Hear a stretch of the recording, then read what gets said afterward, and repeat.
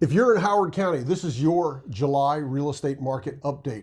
Hi there, this is Grant, Weston, and Jim Bim. We're Winning Edge Real Estate. And Weston, what is happening in Howard County? Well, a lot of good things are happening right now, Dad. So right now, compared to last year, the number of active listings that actually increased 35%. Wow. From, what was that, 356 homes to 479 active on the market. Pending sales is also up right now, almost 20%, from 310 homes to 372 homes under contract.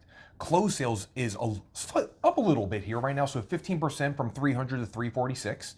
And now here's the big thing right now, because it's showing a lot of seller confidence in the market currently. The median home price has gone from 500 to 525, which is a 5% increase in those numbers. So a lot of good things happening in Howard County right now. Wow, that's a lot of great information, Weston. So the thing that a lot of people ask in Howard County is, who's the big winner this month? So who's really shining this month? Oh, so who did the best, you're asking? Yeah.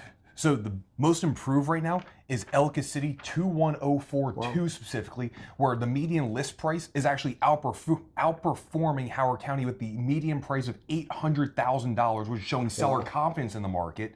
And the average list price is selling within 2 weeks, and more importantly, right around the asking price. Wow, that's fantastic. So hey, the good news is Howard County, everything is going well.